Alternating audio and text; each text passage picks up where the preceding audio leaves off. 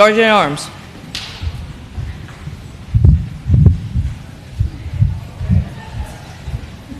The House page debate is now in session.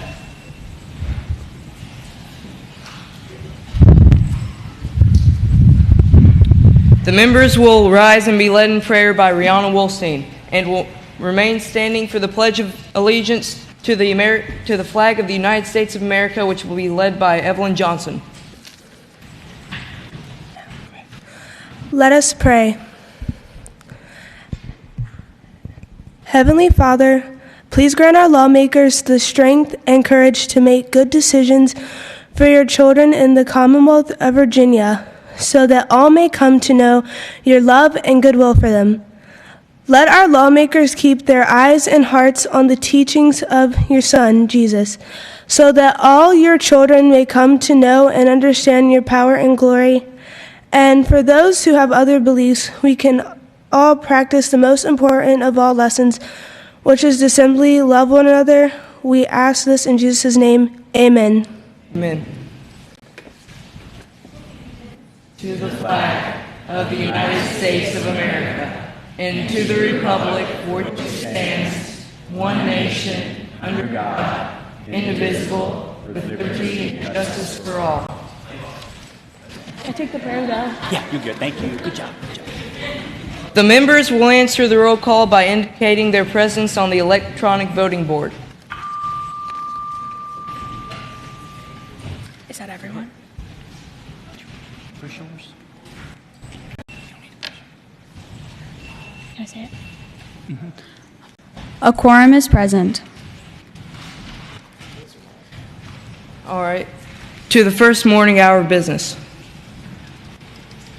Delegate Dean.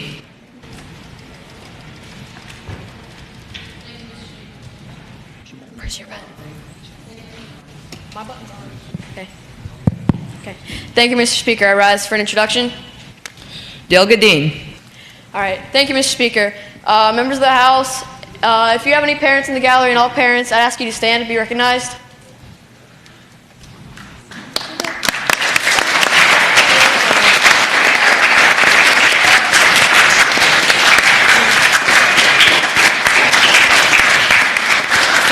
For anyone watching at home as well, I would just like to remind you all that these are the people who got you here, and these are the people that you really should be thanking. Whether it's from getting you here in the afternoons on Fridays or just getting you clothes, these are the people that will get you here, and they'll get you far in life. Thank you, Mr. Speaker.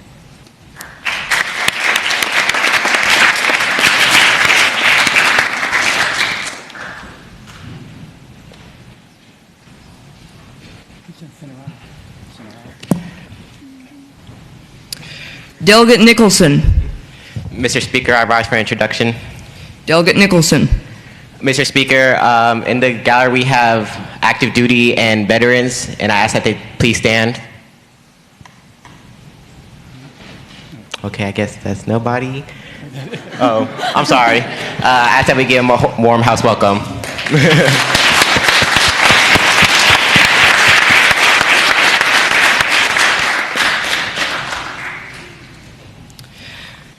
Delegate Zabel.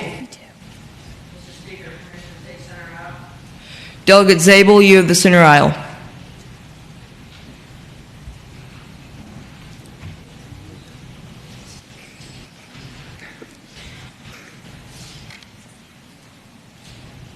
Mr. Speaker, my colleague and I are here to present you a tribute to a good friend and fellow page. This is a banana. Okay, thank you. Okay, this was a snack and a favorite snack of our fellow friend, McLean Conlin. He cannot be with us today as he is sick, and we'd just like to recognize him. Thank you.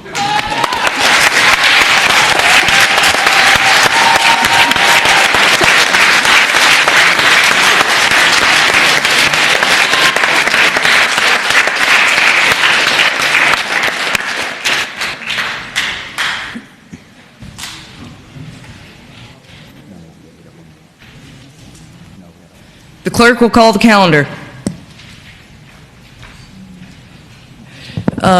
Going to the first morning hour of business, Delegate Coffin.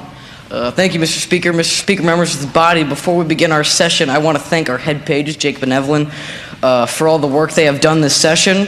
From the moment we have entered these historic halls and walked through the wide avenues and the long streets of Richmond, Jacob and Evelyn have been the guides that have led us through the weeks while also becoming our good and dear friends. These two make sure that we are and continue to be exemplary youths of the Commonwealth and that we can carry out our jobs with efficiency and decorum. So, Mr. Speaker, I ask that the members of this body recognize and applaud Jacob Dean and Evelyn Johnson for their invaluable influence on our page experience. Thank you, Mr. Speaker.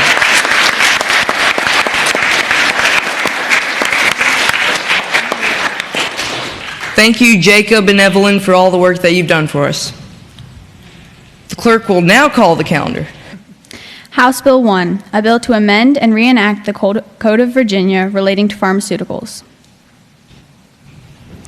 Delegate Tan. Delegate Tan, you have the floor.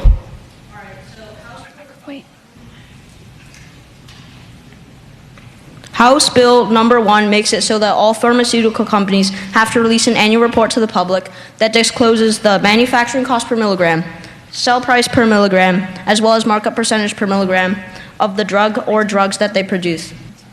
Manufacturing costs include raw material costs, processing costs, employee payment costs, and shipping costs. Any money that goes into the making of the drug is part of the manufacturing costs. All drug companies must comply by law, and this policy would be enforced by the FDA. The goal of this bill is to increase transparency in the pharmaceutical industry and to prevent the unjust price increase of important drugs. One of the main problems that thousands of Virginians face is the steep prices of insulin. The price of insulin has increased by over 1,200% over the last 30 years. Due to this, 1 in 4 people with type 1 diabetes must ration insulin. This means that they take under the recommended amount of insulin because they cannot afford to pay for treatment. Many people have died from this. This brings me to my next point. The skyrocket in insulin prices is not a result of inflation or raw materials getting more expensive. The reality is many companies are producing insulin for a cheap amount, then increasing the price way more than they need to. Harvard Talk cardiologist and activist Dr. Vika Saini predicts insulin companies could decrease the price of their product by 90% and still make a 500% profit. Now, how does this relate to my bill? If the public knew how much these life-saving drugs were being mercilessly marked up by large corporations, it would hopefully incentivize the companies to lower their prices. It would also increase competition as companies try to cater more to the public. Lastly, whether or not the price of said drugs would decrease or not, it would still ensure that people know what they are paying for. Thank you. Delegate Lins. Thank you, Mr. Speaker. Will the delegate yield for question? Will the delegate yield? Yes, I yield. Thank you. Where will this information be provided? This information will be provided directly from the pharmaceutical company. Thank you. Delegate Steffelbeam. Thank you, Mr. Speaker. I would ask the gentleman if he knew where we would be able to find this information. Would it be on the pharmaceuticals, say, webpage, or would we have a designated website that would show where we could find the prices of, say, insulin? We would have a designated website. Okay, thank you. Delegate Harper has the floor. Thank you, Mr. Speaker. I would urge the body to vote for this bill because people have a right to know what they're paying for, and they shouldn't have to pay a lot of money for something they need to live. Thank you. Delegate Jones has the floor. Thank you, Mr. Speaker. This is a smart bill because it allows the public to know what the price is of what they're buying. People are dying every year because they cannot afford insulin. This should help the public know what they are buying so they can lobby and help make pharmaceutical companies lower outrageous prices. Thank you, Mr. Speaker. Delegate Coffin has the floor. Thank you, Mr. Speaker. Mr. Speaker, House Bill 1 is a bill that is about transparency.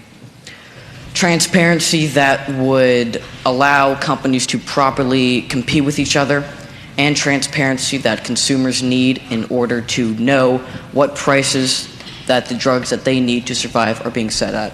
And I urge the members of this body to vote yes on this bill because it's a great piece of legislation. Thank you. Delegate Dean has the floor. Thank you, Mr. Speaker. I ask for a motion. Delegate Dean. Seeing as how there's no real opposition to this bill, I move the pending question. All in favor of moving the pending question, say aye. Aye. All opposed? The pending question has been called. Shall the bill pass?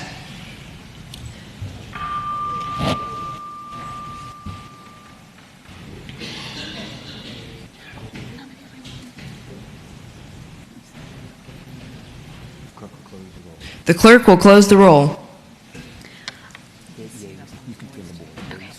Yeas 35, nays 3, abstentions 1. Yeas 35, nays 3, abstentions 1. The bill passes. The clerk will continue with the calendar.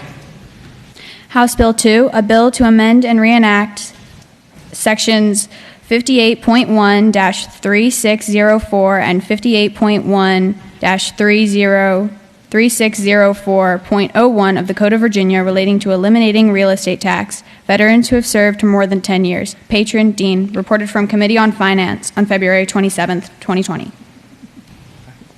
Delegate Dean has the floor. Thank you, Mr. Speaker. Speaking to the bill. Delegate Dean. Thank you, Mr. Speaker, and members of the body, members of the House. This bill, basically, it's pretty simple, but I feel it is really needed in this Commonwealth. For veterans who have served for more than 10 years, a lot of them come back, and they come back to a country who doesn't really appreciate them, and that's frankly not right, Mr. Speaker. This bill for veterans who have served for 10 or more years would just eliminate real estate tax. It only applies to veterans who have served 10 or more years, and it would not apply to anyone who has committed a crime that would be punishable by court-martial or dishonorable discharge. Thank you, Mr. Speaker.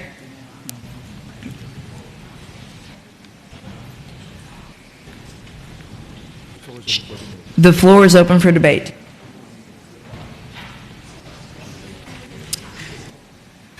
Shall the bill pass? Hearing none, shall the bill pass?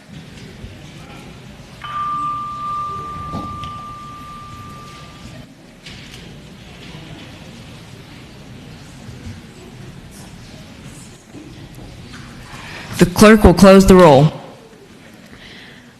Ayes 35, nays 0, abstentions 0. Ayes 35, nays 0, abstentions 0. The bill passes. The clerk will continue with the calendar. House Bill 3, a bill to amend and reenact the Code of Virginia relating to an animal tax credit. Patron Conlin, reported from Committee on Finance, February 27, 2020. Delegate Haggett has the floor.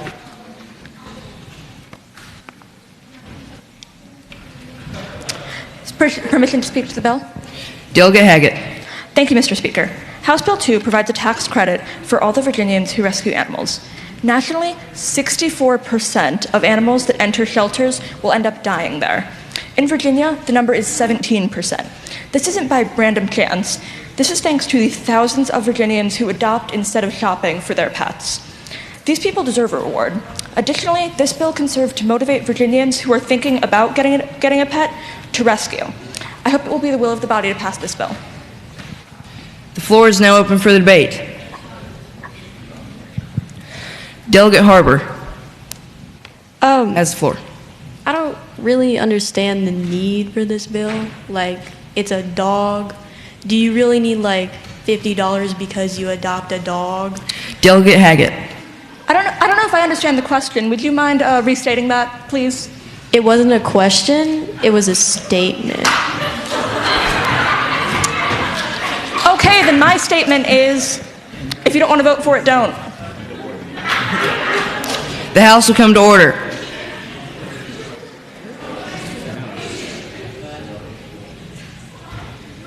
Delegate Stapleton has the floor.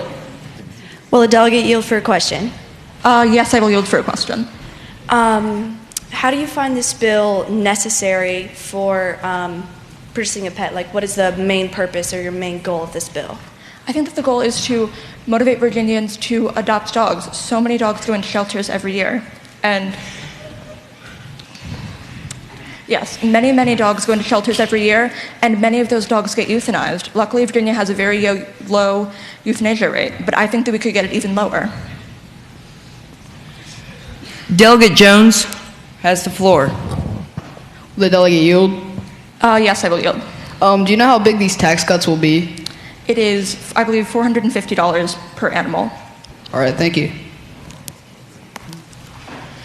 Delegate Northcutt has the floor.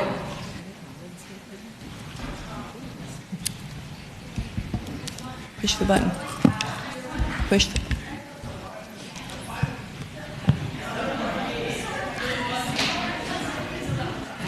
I'm sorry. I would like to ask the delegate if this money is encouraged to be spent on the animal. This money is given with the encouragement that it be spent for the animal. Delegate Just has the floor. Does the delegate yield? I yield. Is there a limit on the amount of animals you can adopt?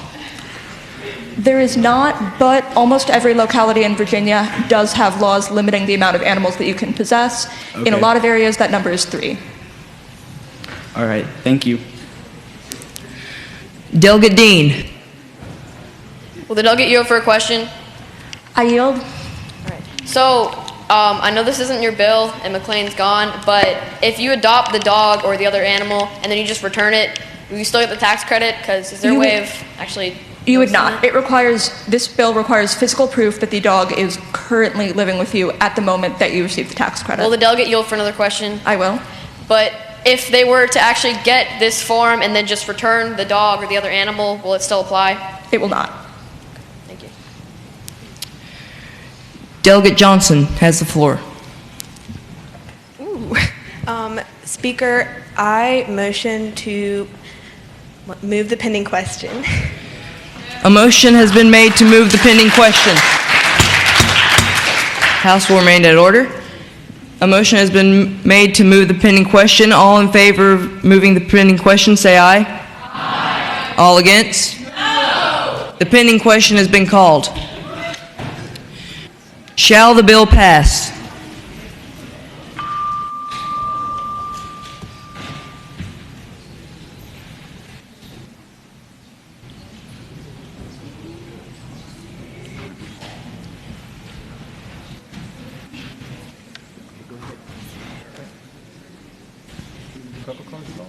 The clerk will close the roll. Ayes 25, nays 11, abstentions 1. Ayes 25, nays 11, abstentions 1. The bill passes. The clerk will continue the calendar. House Bill 5, a bill to amend and reenact the Code of Virginia relating to information distribution, public accommodations, causes of action, consumption of nicotine by minors. Patron Northcutt, reported from Committee on Education, February 27, 2020. Delegate Northcutt. Yes, thank you. House Bill 5 is a bill to inform minors of the damage that nicotine vapor does to their bodies. It is a very important issue to me because many people I know in many schools near me suffer from vaping problems. All of the numbers have been calculated in advance, and these pamphlets, on average, should cost a total of $180 for middle schools and $360 for larger high schools. If a school is unable to gather the materials to produce these pamphlets, they will be funded by the Virginia government by extracurricular taxes. There are expected to be very few Virginia schools eligible for this financial aid, but we will be ready to supply it. This bill may not be ready enough to resolve this issue, but the best we can do now is to inform these teens everywhere about what vaping does to them and their bodies. This bill allows the government to supply schools with templates for a pamphlet about vaping. The distribution of this template is mandatory and to at least one parent or legal guardian of each student and every student themselves. Nicotine vapor causes slow brain development in kids and teens and affects memory, concentration, learning, self-control, attention, and mood. I urge the body to vote yes on this bill. Thank you.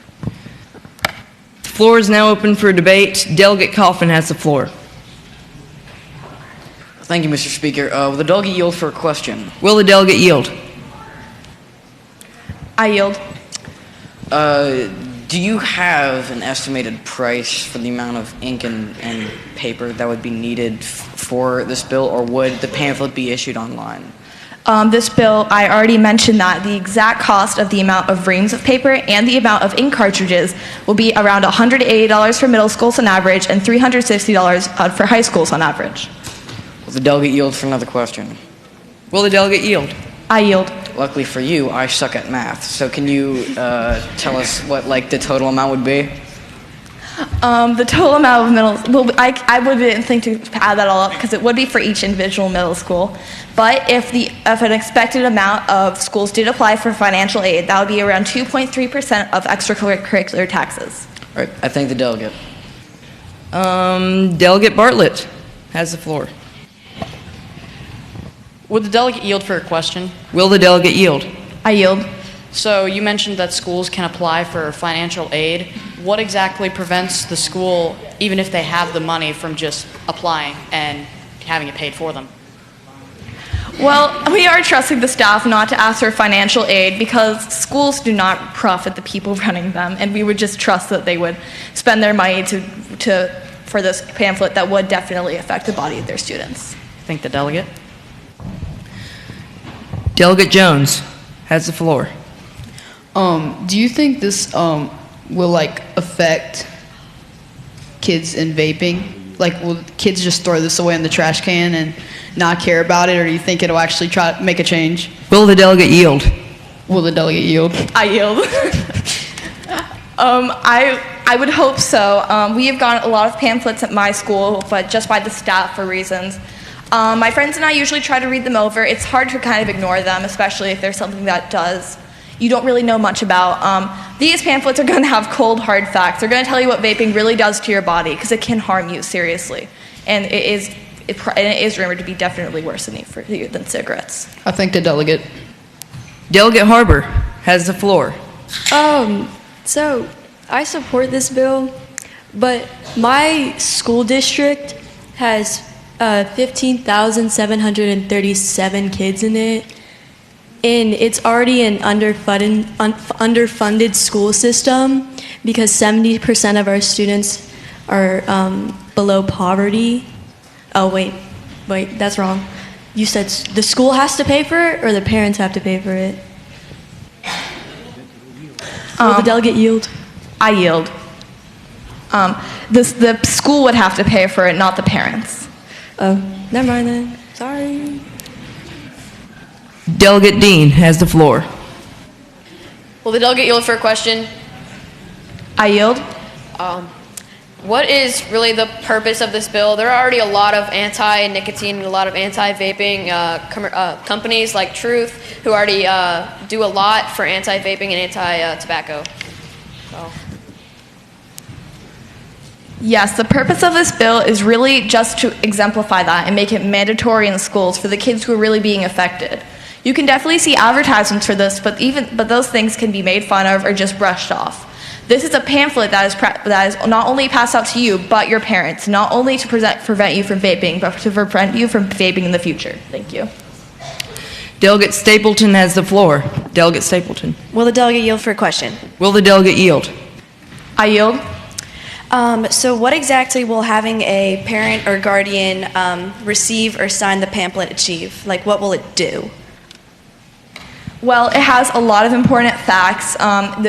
If this were to pass, it would just show exactly what it does to a minor's body. It will display diagrams, and it will just show the parents what would happen if their children were to start vaping. It's a very bad thing that you can do for your body, and not that many people realize it. Delegate Johnson has the floor. Mr. Speaker, I move the pending question.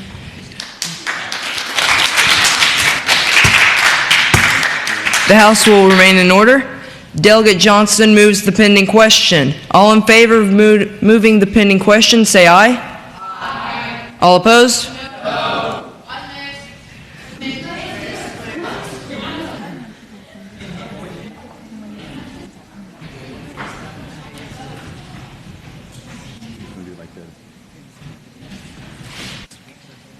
Raise the hand, you have to count them.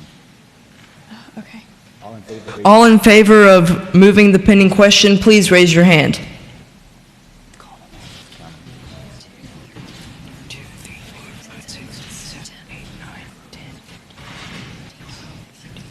It's been called. The pending question's been called. The pending question has been called. All in favor of House Bill 5? 4. 4. It's 5. 5. Still 5. 5. It's not.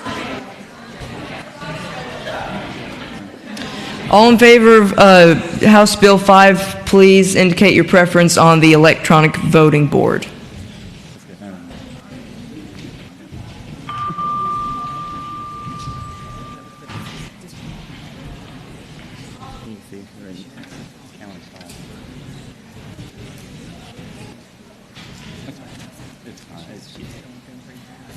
The clerk will close the roll. Ayes 14, nays 22, abstentions 2. Ayes 14, nays 22, abstentions 2. The bill fails. The clerk will continue the calendar.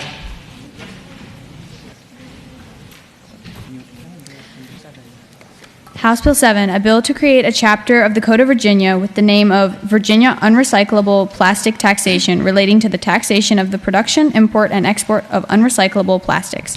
Delegate Stapleton has the floor. Speaking to the bill. Mr. Speaker, speaking to the bill. This bill is fairly simple. It is just creating an 8% tax on the production of unrecyclable plastics and a 5% tax on the import and export of unrecyclable plastics. Both of these plastics apply to the same items a normal production and import-export tax would.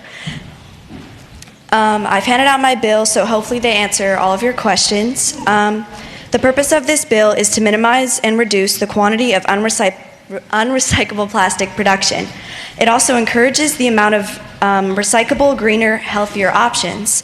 I also hope that this bill raises awareness for Virginia's plastic production, and I encourage the body to vote in favor of this bill.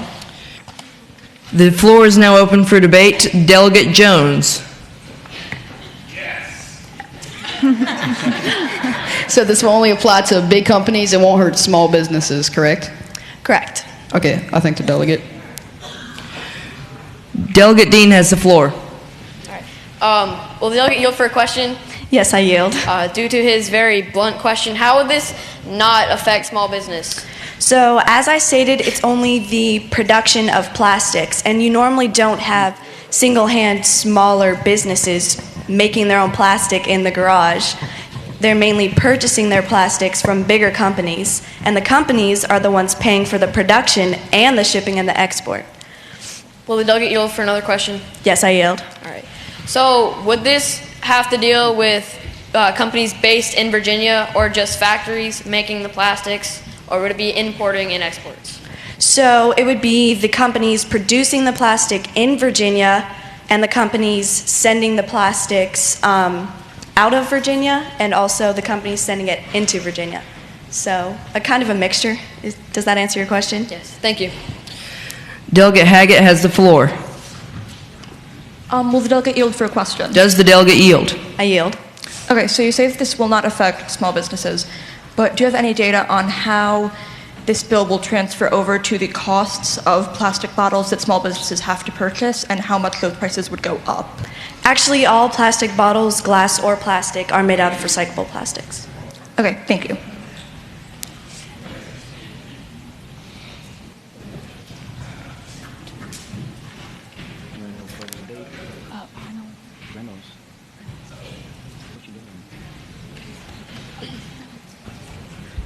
Delegate Reynolds has the floor. Will the delegate yield for a question? Will the delegate yield? Yes, I yield. Could you give me some examples of unrecyclable stuff that unrecyclable plastic is used in? So unrecyclable plastic is actually used in a lot of different things, but we have plastic wrap, packaging peanuts, bubble wrap, tape, sticky tape, wax-covered cups. It's really just any of the non-7 recyclable plastics, which are listed in my bill. Thank you so much. It's extremely helpful.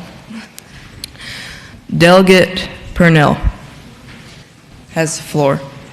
Does the delegate yield for a question? Yes, I yield. So what larger businesses would these affect, and would it lower their business because they're paying tax for using these plastics? So I think that it'll become more expensive and a lot more difficult for companies to produce plastic while making a profit. And the reason why I say it encourages recyclable plastics is because normally unrecyclable plastics are a lot lighter than recyclable plastics, so they cost less to ship. So by adding this tax, it actually makes them about twice as much to ship them as recyclable plastics. Okay, thank you.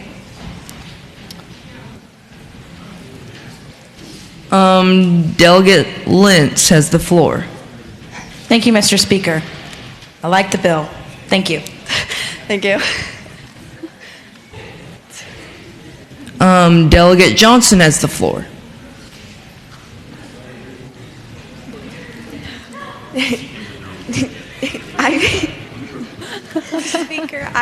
Mr. Speaker, I motion to move the pending question. Delegate Johnson moves that we move the pending question. All in favor, please say aye. Aye. All against? The pending question has been called. All in favor of House Bill 7, please vote your preference on the electronic voting board.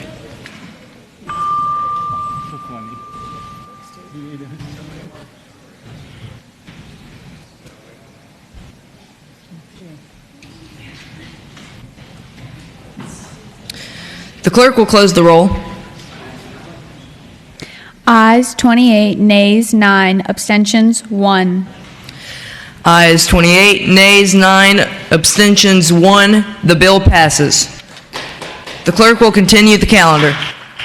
House Bill 8, a bill to amend and reenact Section 3.2-5122 of the Code of Virginia relating to food additives yellow dye. Patron Keel, reported from Committee on Health, Welfare, and Institutions, February 27, 2020.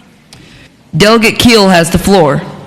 Mr. Speaker, permission to speak on my bill? Delegate Keel. Thank you, Mr. Speaker, members of the House Page debate. I've read several articles concluding that yellow number 5 causes various medical conditions. I'm not a doctor, but there are several studies completed and numerous testaments regarding the following, like hyperactivity, rashes and hives, depression, cancer, and asthma. Regardless of how many of these turn out to be proven or not, I'm not sure how eating a product that was made from industrial coal tar can be good for you. At best, there is no nutritional value. At worst, it may be causing a whole host of problems. Like, I am not hyperactive, and I do not have ADHD, and I don't have any other ailments, but I am left with the puzzling question of why we eat foods with these dyes in them. Frankly, it makes no sense. These ingredients offer no nutritional benefits and don't improve our health. Several countries have banned them outright. For example, yellow number 5 is banned in Norway and Austria, and others are in the process of reducing the allowable quantities. So why should we keep feeding them to our families? The dye's sole purpose is to make foods look more colorful. It just isn't worth the risk to me. If we eat less processed food, we can avoid consuming yellow number 5. We cannot completely remove the consumption immediately from our diets, but with a little bit of effort, we can choose alternative foods that do not potentially harmful chemicals. Okay, I'm done. Delegate Hansen has the floor. Thank you, Mr. Speaker. Will the delegate yield for a question? Will the delegate yield? I yield. Delegate Keel, what is the penalty for using yellow 5 in food items? What do you mean? Like, what is the penalty for the companies using Yellow 5 inside their items? I'm not sure. Thank you, Mr. Speaker. Delegate Jones has the floor. I know you stated that this has been asked a lot, but you said it only affects looks. You didn't ask if I yield. Does the delegate yield? Does the delegate I do yield? I know this has been asked a lot, but you said it only affects the looks, right? Yes. Another follow-up question: does the delegate yield? I yield. Do you think it not looking fresh and edible will lower how many people will actually buy the product? No, because already companies like Kraft and Mars Incorporated already switched to the healthier alternatives. So, no, I don't think people would. I thank the delegate. Delegate Wolstein has the floor.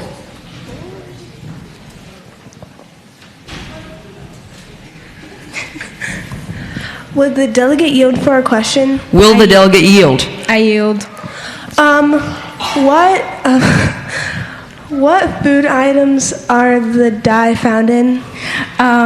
Foods that contain yellow number 5 are processed pastries such as Twinkies, neon-colored sodas like Mountain Dew, kids' fruit drinks such as Sunny D, Kool-Aid Jammers, and several varieties of Gatorade and Powerade, and brightly colored candy, sugary breakfast cereals, pancake mix, like pretty much everything unhealthy. Delegate Dean has the floor. Will the delegate yield for a question? Will the delegate yield? I do not yield. Okay. Okay, fair enough. Delegate Carpenter has the floor.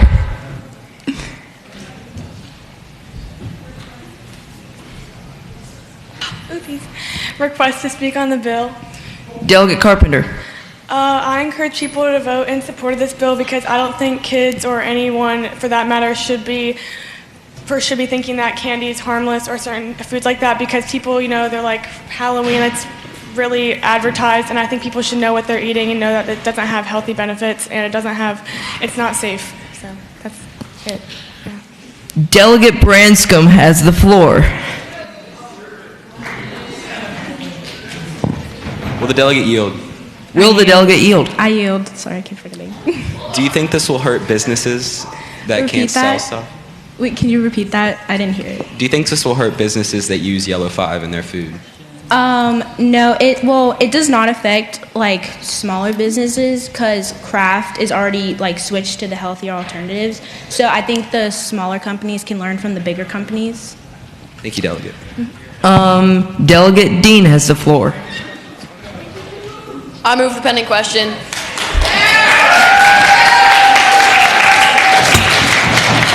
House will remain in order. Delegate Dean has moved the pending question. All in favor of moving the pending question, say aye. Aye. All against? No. The pending question has been called. Shall the bill pass?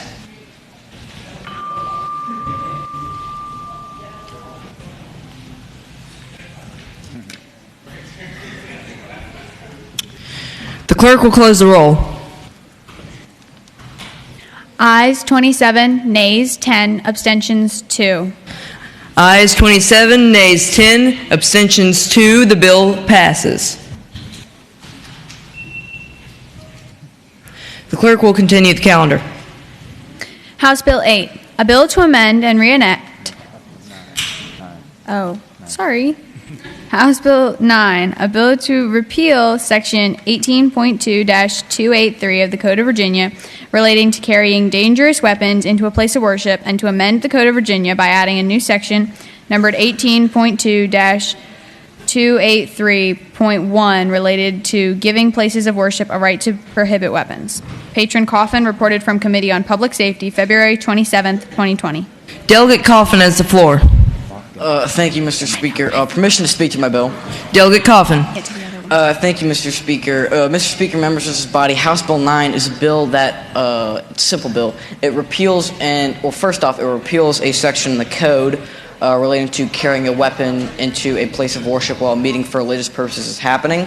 However, it's counteracted in the second section of the bill, which is adding a new section that allows places of worship to prohibit weapons on their property if they see so.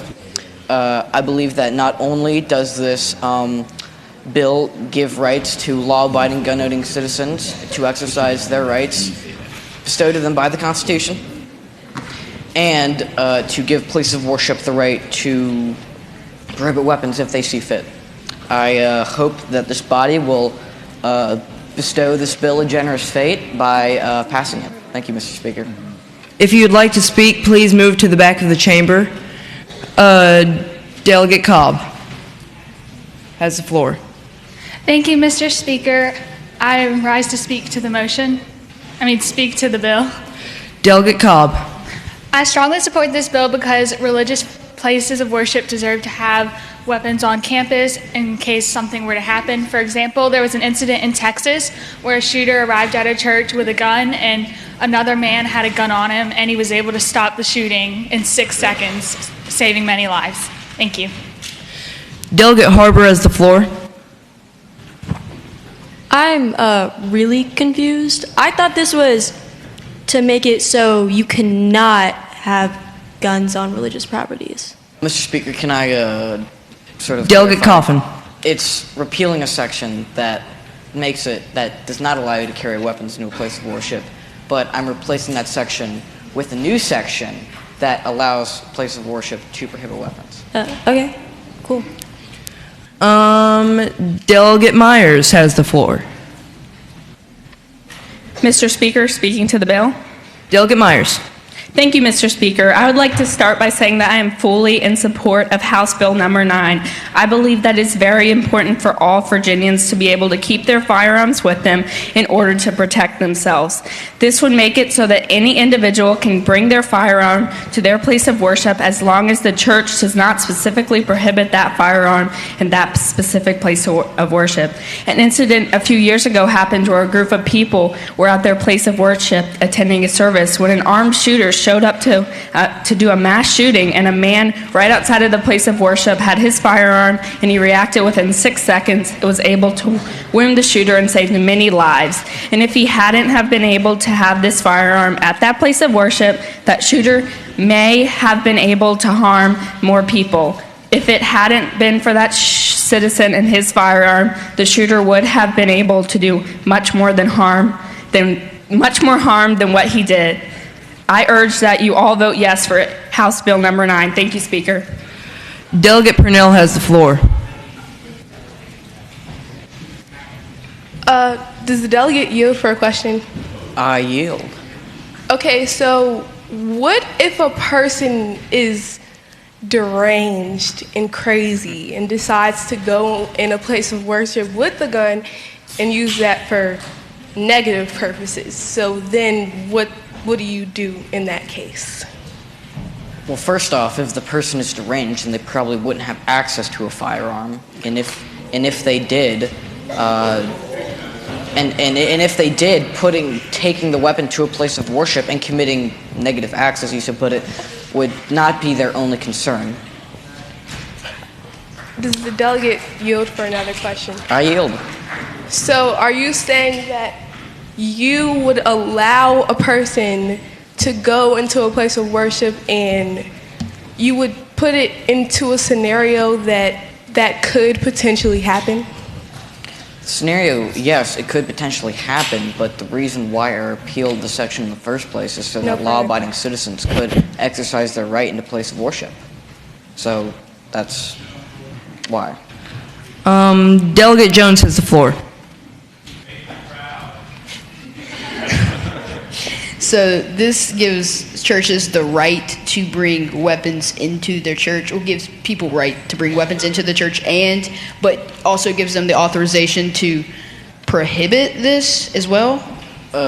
Yes, basically the process that happens is if a place of worship wants to prohibit weapons, they submit a declarative message to the Department of Public Safety, and then that whole thing happens. And if they don't, then that means that citizens can carry their weapons in a place of worship. I thank the delegate. Delegate Lenz has the floor. Thank you, Mr. Speaker. I'm not sure if this question has come up, but could the church council of said church change the rule? If they did not want any firearms in their house of worship, could they say that? Can you be more specific? Would the church have the option of saying no firearms allowed in this church? Yes, that's what the bill does. Okay, sorry. Thanks. Delegate Dean has the floor. I'm so sorry. I move the pending question. Delegate Dean moves the pending question. All in favor of moving the pending question, say aye. Aye. All opposed? No. The pending question has been called. Shall the bill pass?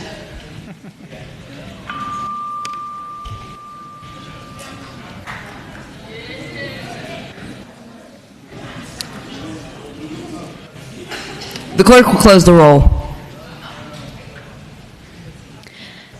Ayes 21, nays 13, abstentions 1. Ayes 21, nays 13, abstentions 1. The bill passes.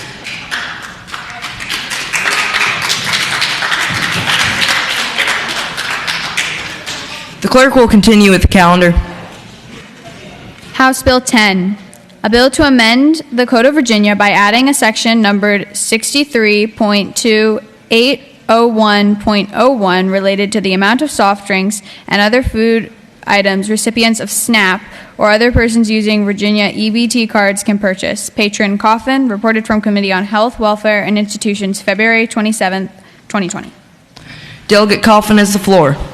Thank you, Mr. Speaker. Mr. Speaker, House Bill 10, as Madam Clerk eloquently put it, just limits the amount of unhealthy food items, specifically soft drinks, candy, and ice cream that recipients of SNAP can buy. This bill is a response to the unstable spending of junk food from SNAP recipients. According to the USDA, SNAP recipients purchased $4.3 billion on soft drinks in a single year. $1.5 billion on candy, $938 million on cookies, and $1 billion on ice cream. Furthermore, SNAP households spend 23% or 23 cents out of every dollar on unhealthy foods compared to the 20 cents spent on unhealthy foods by non-SNAP households. These rampant diets could also lead to more SNAP recipients using government-funded health care, which can make them even more of a public charge. According to the USDA, SNAP recipients are 8% more likely to be obese than their non-SNAP counterparts and less likely to consume fruit, 100% fruit juice, and vegetables. SNAP participants are also 10% more likely to be obese than their income-eligible non-participant counterparts, meaning that individuals with the same income levels are less likely to be obese than those of similar incomes on SNAP. Mr. Speaker, we need change in the system, and this bill is the best way to incentivize healthier eating options while keeping these commodities available to SNAP recipients. The floor is now open for debate. Delegate Dudenheffer has the floor. Will the delegate yield for a question? I yield. How will you regulate this bill? Basically, the bill mandates that the Department of Social Services is going to create new EBT cards that will basically, if a SNAP recipient accidentally purchases too many or too much of the regulated items, then it's just going to deny the purchase. All right, thank you. All right, Delegate Carpenter has the floor. Will the delegate yield for a question? I yield. What's SNAP? Oh. SNAP is a Supplemental Nutrition Assistance Program. Basically, it's food stamps. Got it, thanks. Delegate Harbor has the floor. Mr. Speaker, speaking against the bill. Delegate Harbor.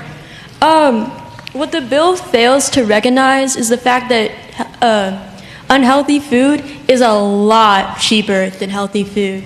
What we should be doing instead is regulating the price of healthy foods and making it easier to access. Thank you. Delegate Johnson has the floor. Mr. Speaker, I move the pending question. Delegate Johnson moves the pending question. All in favor of moving the pending question, say aye. Aye. All opposed? No! The pending question has not been moved. Delegate Lenz. Thank you, Mr. Speaker. Now, I'm not very informed on type 2 diabetes, but from watching Paul Blart, Mall Cop, I'm pretty sure that this. So, what if someone like Paul Blart is on SNAP and he has type 2 diabetes and that requires him to have sugar? What would they do in that case? Well, in Paul Blart's case, God bless him, he would just buy the food amount, because I believe I'm being, relatively generous with the amounts I'm given. 4.5 liters a month for soda, 30 ounces for candy, and 50 ounces for ice cream. I believe that with the proper sort of, spending and, planning out what you're going to buy and when, I feel like that would help Paul Blart best in achieving his sugary need for his type 2 diabetes. But in this case, considering it is medical, would the circumstances be changed? Oh, sorry, do you yield? Does the delegate yield? I yield. Okay. So when you say circumstances, what do you mean? Like, would the person, would the needed amount of sugar that the person needs, would that not be available for this bill? Would it be available to the person? Yes, it would be available. And not only that, but the examples that you're picking out are the exceptions, not the rule. Okay, thank you. Thank you. Delegate Stufflebeam has the floor. Mr. Speaker, I'd like to speak to the bill. Delegate Stufflebeam. I would like to point out that type 2 diabetes can be caused by high amounts of sugar in the diet. So by keeping people on these programs, which they're consuming high amounts of sugar, could cause even more cases of type 2 diabetes. Thank you, Mr. Speaker.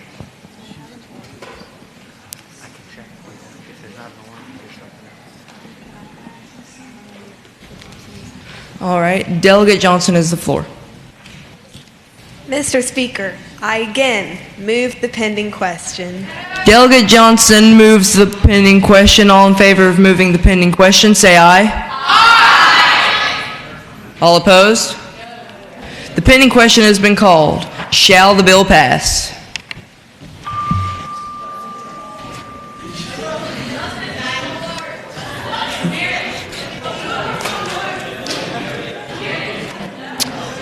The clerk will close the roll.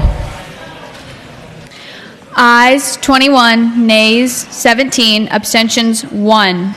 Ayes 21, nays 17, abstentions 1. The bill passes. The clerk will continue the calendar. House Bill 13, a bill to amend the Code of Virginia relating to education freedom. Patron Haggett, reported from Committee on Education, February 27, 2020. Delegate Haggett has the floor. Thank you, Mr. Speaker. House Bill 13 is, at its core, about choice. The lack of explicit laws on educational freedom has allowed school boards to create a patchwork of laws across Virginia relating to homeschooling, going above and beyond the requirements listed in Section 22.1 of the Code of Virginia. Every child is different, so why should we expect them all to learn best in a public school? Whatever the circumstances, homeschooling should be an option on the table. The government simply should not have the power to decide the path of education for the 1.7 million school-aged children of Virginia. All this bill does is allow for freedom of choice. I hope that it will be the will of the body to pass this bill. The floor is now open for debate. Delegate Jones. Thank you, Mr. Speaker. House Bill 13 is a bill that I strongly support. This bill doesn't give localities the power to decline people of the right to homeschool. The government doesn't know a child like their parents do. There are roughly 1.9 million people under the age of 18 in Virginia, and I know good and well the localities do not know the best schooling option for every single child in this Commonwealth. I strongly urge the members of this body to vote yes on this bill. Thank you, Mr. Speaker. Delegate Stapleton. Will the delegate yield for a question? Will the delegate yield? I yield. So is there a bill or an amendment that restricts kids from homeschooling that I'm unaware of? Is there already a bill in place? There is not, but there are no bills in place that stop localities from restricting. So many localities have been passing laws adding many added restrictions to homeschooling, not telling districts about them until the last possible minute, and then threatening them with prosecution or refusing to let their child be homeschooled if they don't comply with these regulations that they had no knowledge of. Will the delegate yield for another question? I will. Is there any scenarios specifically that you can give me, like the specifics of certain districts or whatnot that are doing that? Specifically, Loudoun County, about a year and a half ago, legislation was put before the school board basically getting rid of the religious exemption entirely, which would have resulted in 1 in 5 homeschooled kids in Loudoun having to go back in public schools. Thank you. Delegate Dean has the floor. Seeing how, as we're running out of a lot of time, I move the pending question. Delegate Dean moves the pending question. All in favor of moving the pending question, say aye. Aye. All opposed? The pending question has been called. Shall the bill pass?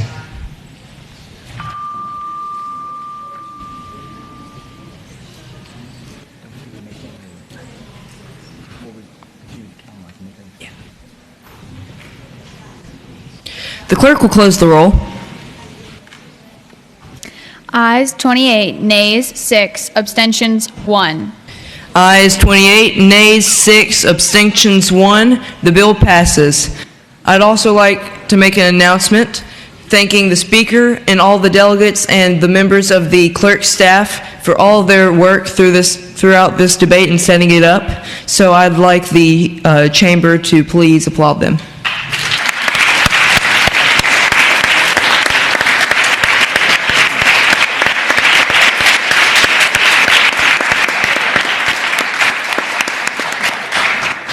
The clerk will continue with the calendar. House Bill 14, a bill to classify emergency telecommunicators as first responders, giving them the same benefits as already classified first responders. Patron Flournoy, reported from Committee on Public Safety, February 27, 2020. Delegate Flournoy has the floor. Mr. Speaker, permission to speak to the bill. Delegate Flournoy. Mr. Speaker, thank you. All across the state, we have thousands of people who are answering the phone calls and saving lives. Unfortunately, these people aren't classified as first responders, even though they are saving lives daily. Making them a classified first responder would give them many benefits that they don't already have. This includes better retirement, giving them more money, letting them retire earlier, and a flexible schedules as they work 24-hour shifts sometimes. I hope it will be the will of the body to vote in favor of this bill. Thank you. Delegate Carpenter has the floor. Request to speak on the bill. Delegate Carpenter.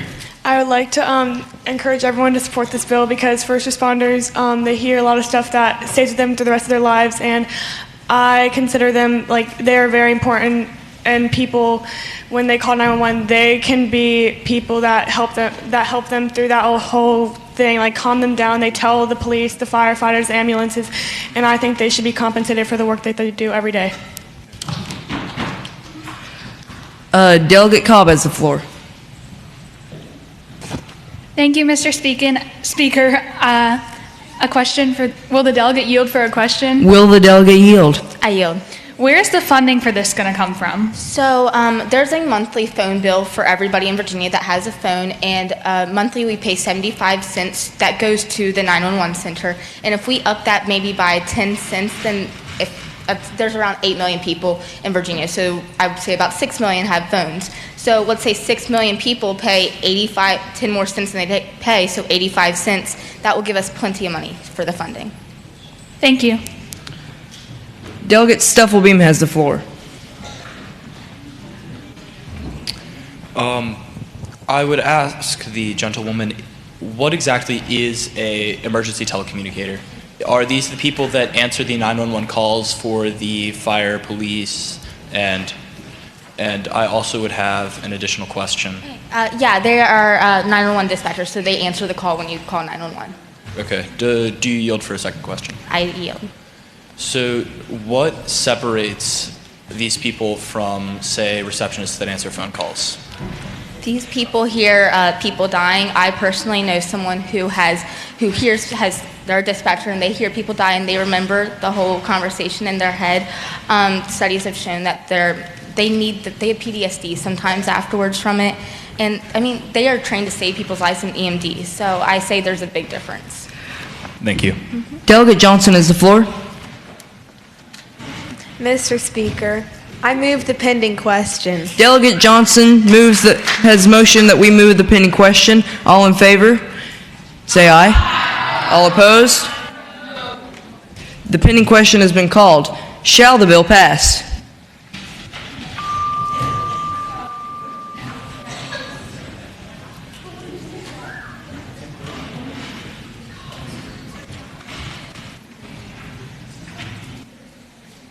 The clerk will close the roll.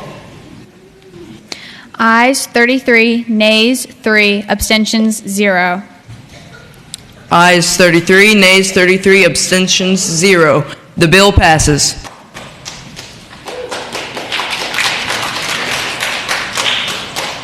The clerk will continue the calendar.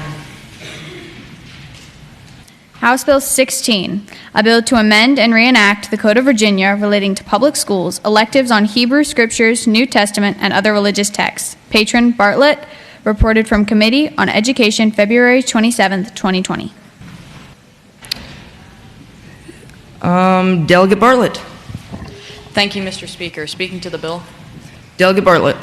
So what this bill does is it allows local school boards as an option to instate as an elective in high schools classes based upon any religion.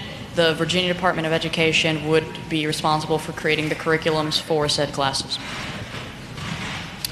The floor is now open for debate. Delegate Carpenter has the floor. Will the delegate yield for a question? I will yield. Would the school, would they be able to pick which classes they want to have, or would they be required to, if they'd chosen a certain religion, would they have to, do all religions? Or would they be able to pick which ones they want to teach? Well, there would be the school board's option, but it would greatly depend upon the amount of people who have said religion in the school system. So, basically, if you decide to teach religion, anyone in the school, for example, if there's most of the people in the school, there's Jewish people, Christian people, Muslims, all that kind of stuff. Would they have to teach all those classes to make it fair for all the students? They would not have to, but it's up to the school board.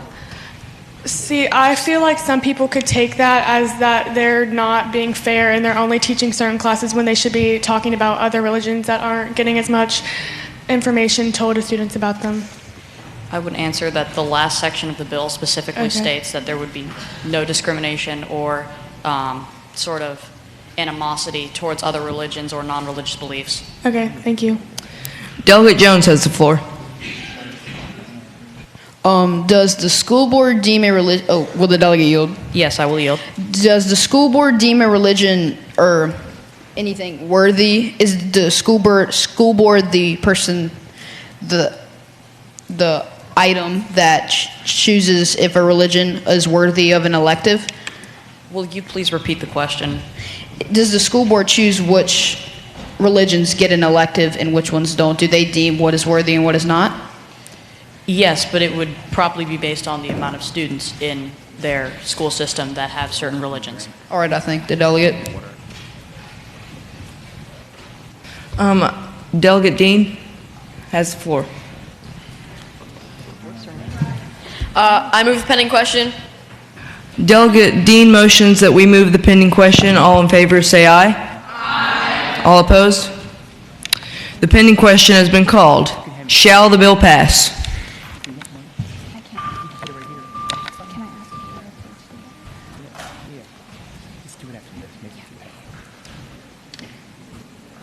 The clerk will close the roll. Ayes 27, nays 10, abstentions 0. Ayes 27, nays 10, abstentions 0. The bill passes. The clerk will continue the calendar. House Bill 17, a bill to amend and reenact Section 18.2-308.01 of the Code of Virginia related to carrying a concealed handgun with a permit, employees of any agency of the Commonwealth or political subdivision thereof. Patron Bartlett, reported from Committee on Public Safety, February 27, 2020. Delegate Bartlett has the floor.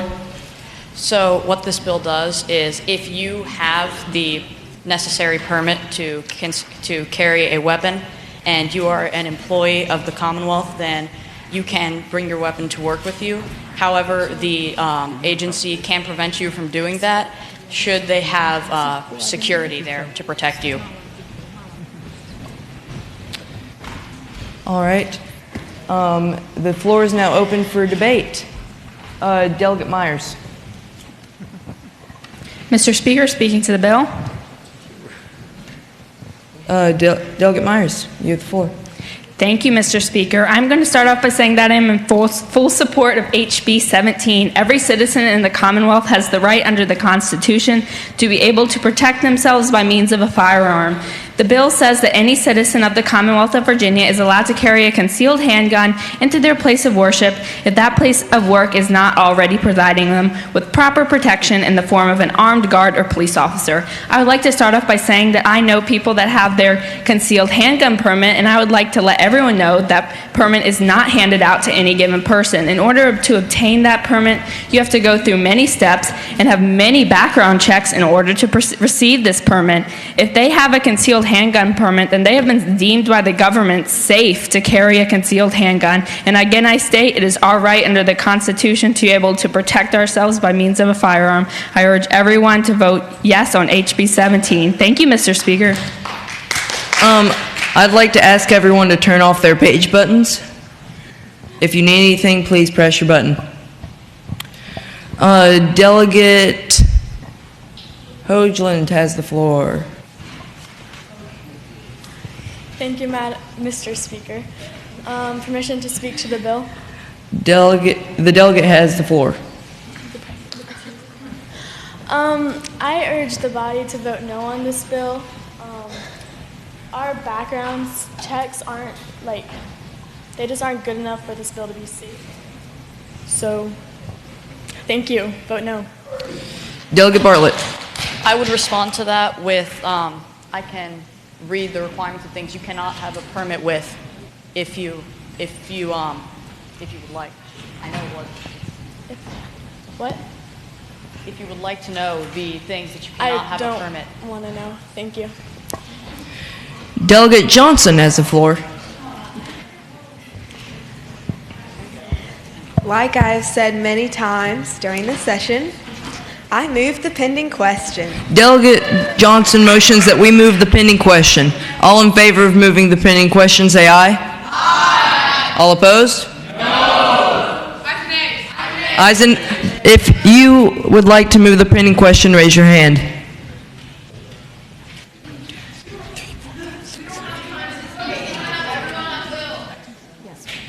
It makes it. The pending question has been called. Shall the bill pass?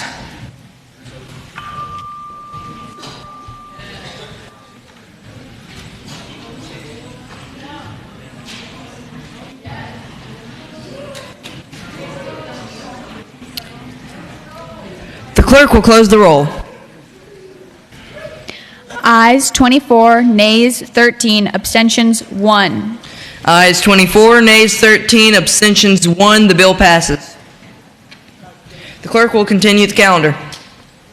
House Bill 18, a bill to amend and reenact the rules of the House of Delegates by creating Rule 18F and creating Rule 18G relating to the voting of bills. Patron Jones reported from Committee on Rules, February 27th, 2020.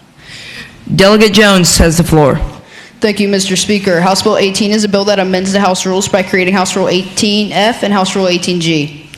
This bill makes sure that all bills are assigned to a subcommittee by their parent committee and that they are heard and voted upon in that subcommittee. As well, it makes sure all committees shall vote upon the bill if it has been passed in one of its subcommittees. A bill's right to be heard and voted upon should not be abridged by nonsense in general. Some bills this year have been left in their committee, in their assigned, referred, or recommended subcommittee and committee. Though this bill has a fail-safe to make sure unconstitutional and time-wasting bills are not to waste the subcommittee and committee's time, if a subcommittee member calls upon House Rule 18G, then the member's call must get a 3/4 majority vote to overrule House Rule 18F. It will be the will of the body to pass this bill. Thank you. The floor is now open for debate. Delegate Lenz. Thank you, Mr. Speaker. Permission to speak to the bill? Delegate Lenz. I would just like to say that I do support this bill because I believe every bill should have the chance to be heard and voted on. So, thank you.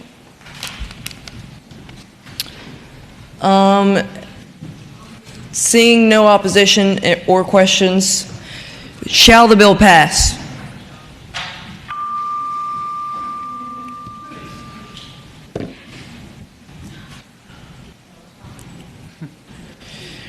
The clerk will close the roll.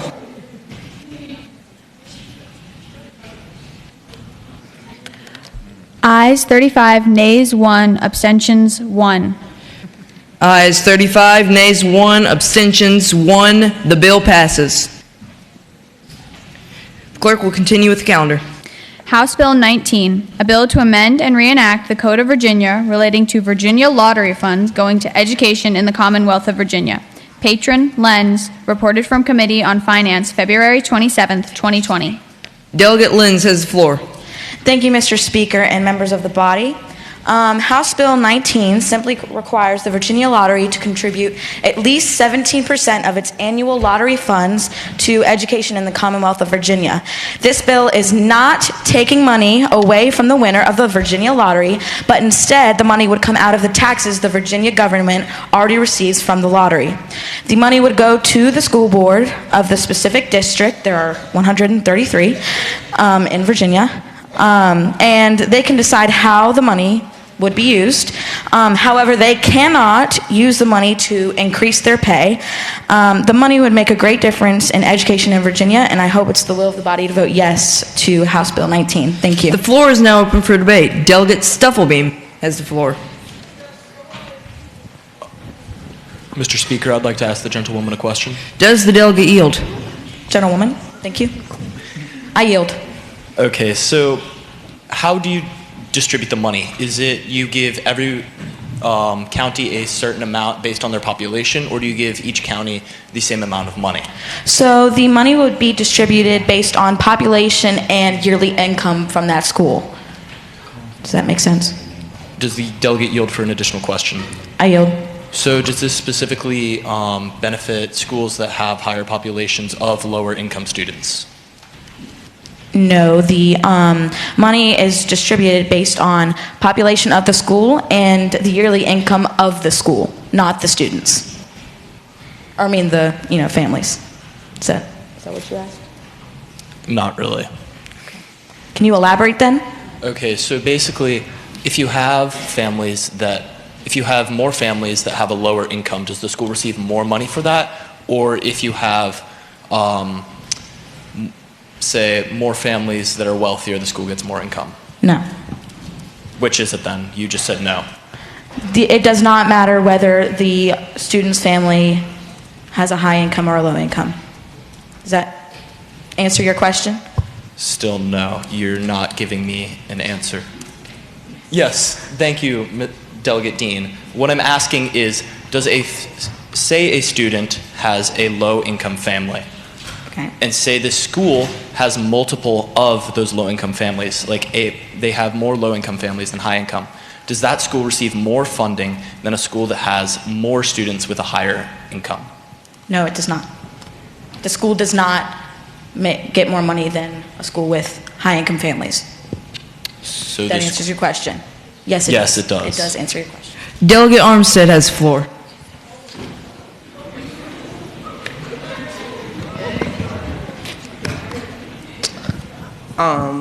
Mr. Speaker, permission to speak on the bill? Delegate Armstead. So I feel that the money should go to schools because some schools don't have the right supplies and things to make better education for the students at the school. And I feel that you should vote yes on the bill. Thank you. Delegate Nicholson has the floor. Thank you, Mr. Speaker. Permission to speak to the bill? Delegate Nicholson. Thank you, Mr. Speaker. I'd like to say I support this bill because in my school district, our funding is low because of the military population. The military kids are not recognized as residents, so the school's tax, the money that the school receives from tax is very low, and the money from the Virginia Lottery would help it a lot. Thank you, Mr. Speaker. Delegate Kim has the floor. Does the delegate yield for a question? I yield. I would just like to know why you chose the number 17%. That's a very good question. I was deciding between 15 and 20%, so I just decided to make it right straight in the middle, so that's why I chose 17%. Thank you. Delegate Dean. All right, seeing as how we still have 6 more bills, 15 minutes, and the next bill is going to be very controversial, I move the pending question. All in favor of moving the pending question, say aye. Aye. All opposed? The pending question has been called. Shall the bill pass?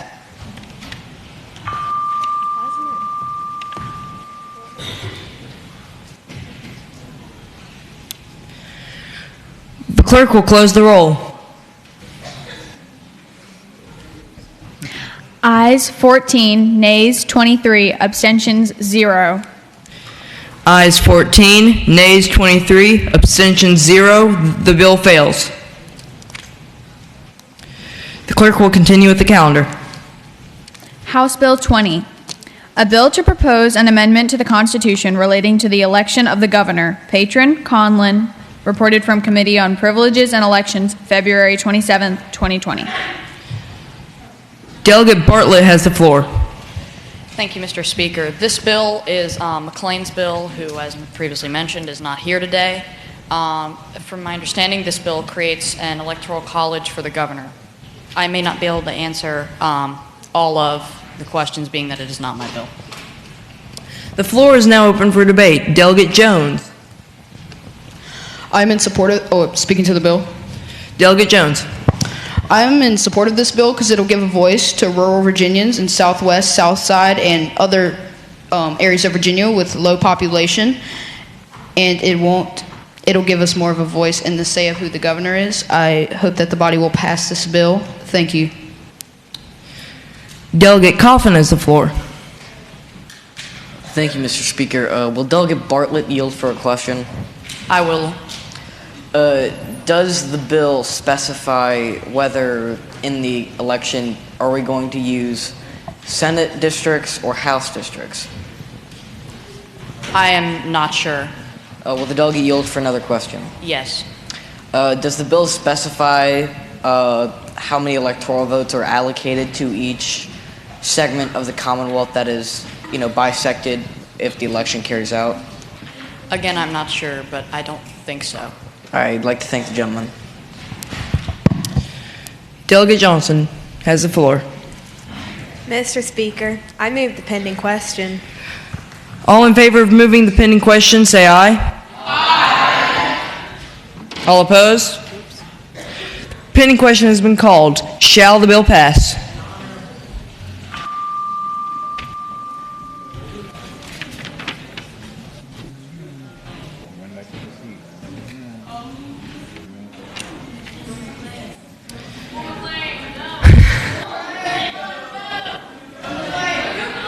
The clerk will close the roll.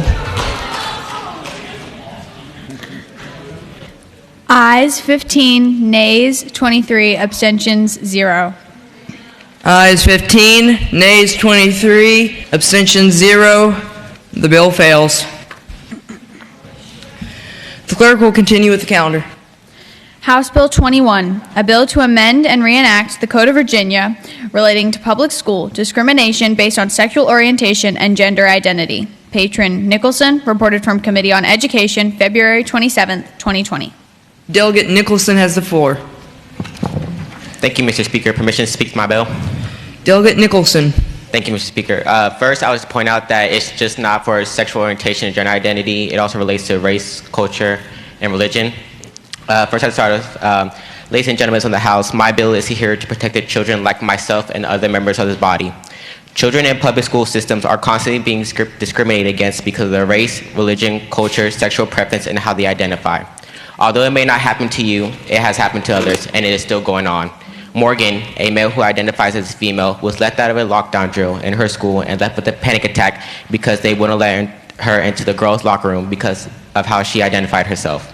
A former high school in Fairfax High School was violated when a teacher pulled off her job.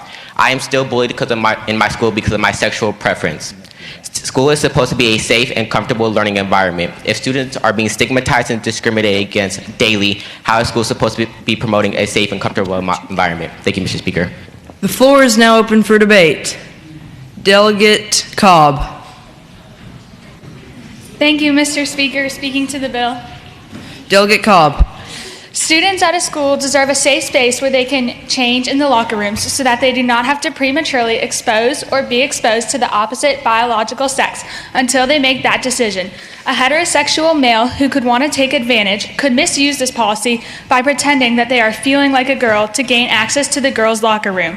I believe that all schools should have either every bathroom is a single stall like a Starbucks, or there should be a men's bathroom, a ladies' bathroom, and another bathroom for whoever is comfortable with being exposed to the either biological sex. Thank you. Delegate Leibowitz has the floor. Request to speak to the bill. Delegate Leibowitz. Today I am speaking in support of House Bill 21 because I'm sure that everyone would love to feel equal in the school environment. I know personally that I do not like the feeling of standing out or, not being welcome or equal in an environment. Also, regarding what was said in the Education Committee about bathroom situations, in order for someone to use a bathroom that they identify with, for at least my county, I know that there's a whole process on being able to choose the bathroom that you would like to identify with. For example, a male can't just say that they would like to be a female that day and use the female bathroom. Where I go to school, you must fill out papers and have you and your parents sign them, allowing you to be identified as that gender in school specifically for the bathroom. So I highly encourage everyone to vote yes on this bill. Thank you. Delegate Dean. I move the pending question. All in favor of moving the pending question, say aye. Aye. All opposed? The pending question has been called. Shall the bill pass?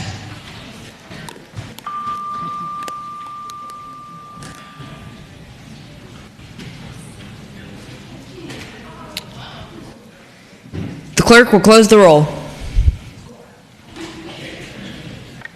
Ayes 22, nays 14, abstentions 1. Ayes 22. Nays 14, abstentions 1. The bill passes.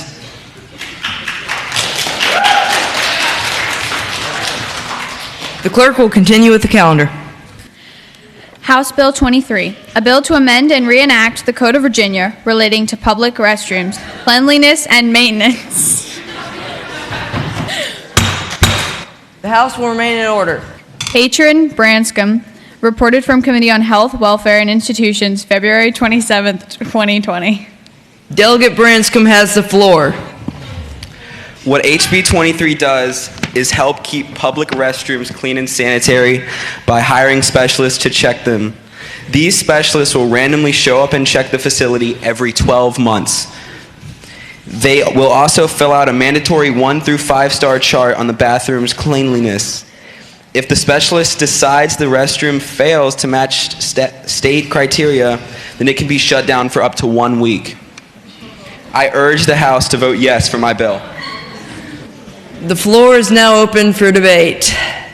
Delegate Zabel.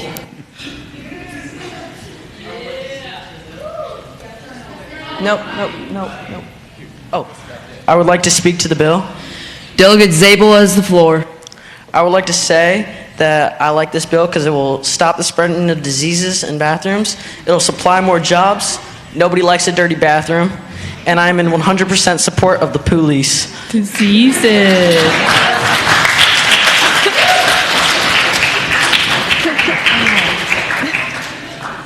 All right.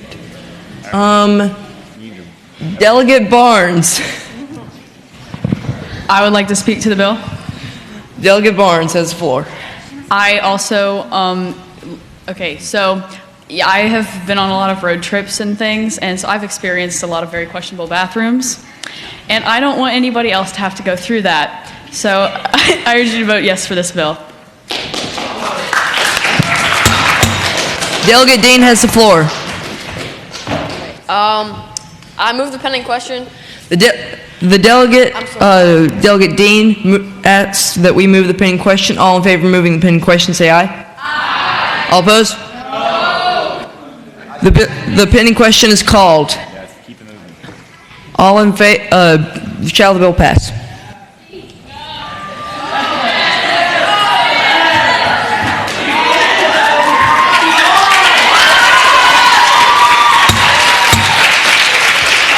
The House will come to order. The clerk will close the roll. Ayes 33, nays 5, abstentions 1. Ayes 33, nays 5, abstentions 1. The bill passes. The clerk will continue with the calendar.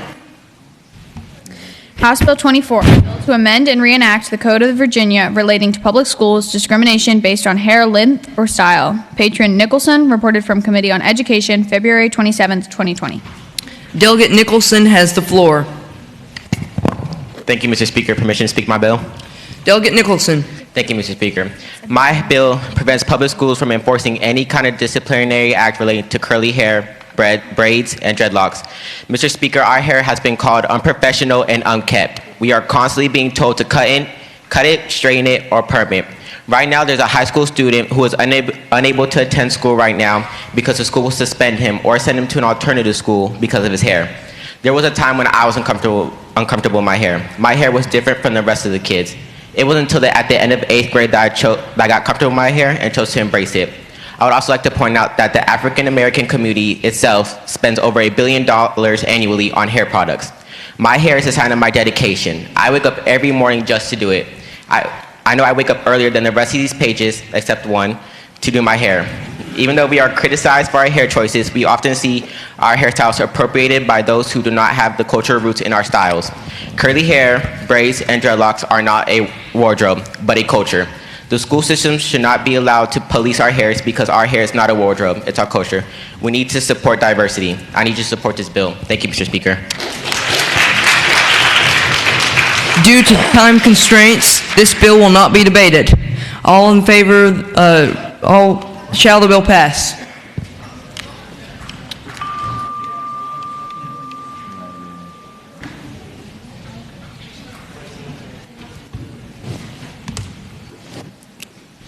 The clerk will close the roll.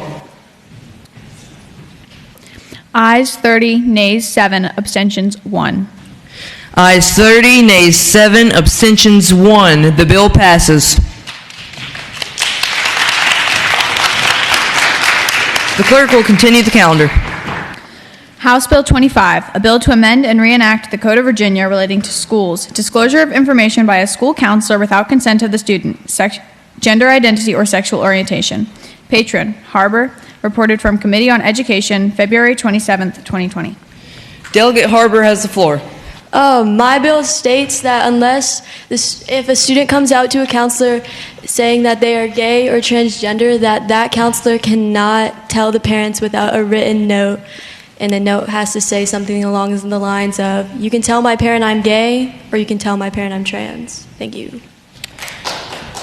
Due to time constraints, this bill will not be debated. Shall the bill pass? It's 59. Kill the bill.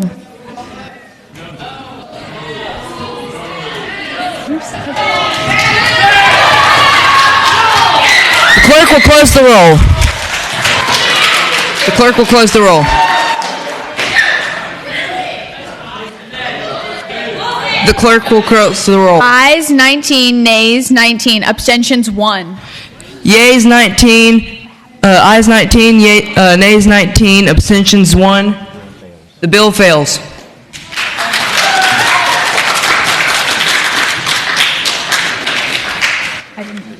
Clerk will continue the calendar. House Bill 26, a bill to ban discrimination in public schools, dress codes. Patron Purnell reported from Committee on Education, February 27, 2020. Delegate Purnell has the floor. Thank you, Mr. Speaker.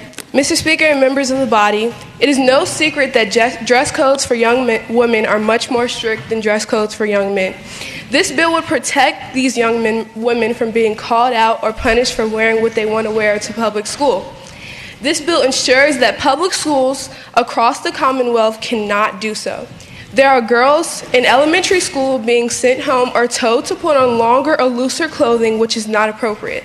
If a child would like to wear a certain article of clothing to school to a certain extent, they should not be shamed because heterosexual boys' hormones are racing, grown men are being perverted, or because girls have uncontrollable curves to their body.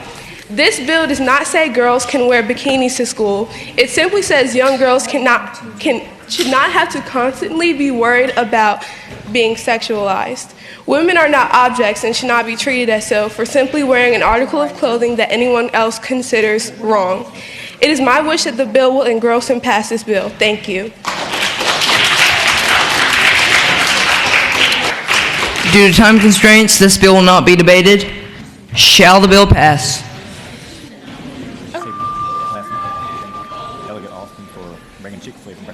Okay.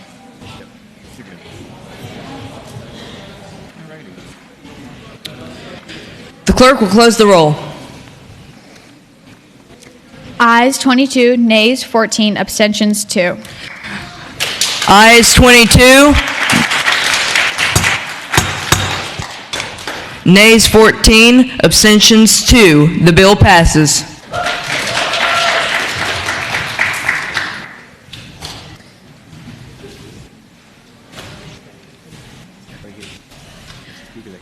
Mr. Speaker, that concludes the calendar. Does the clerk have any additional announcements? For the pages to know, Delegate Austin is bringing Chick-fil-A for breakfast tomorrow.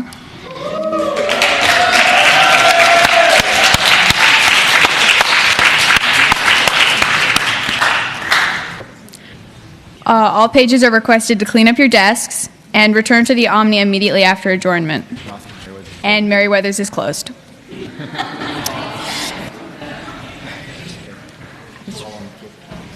Delegate Dean. Mr. Speaker, I move the House page debate do now adjourn. The House stands adjourned. Yeah,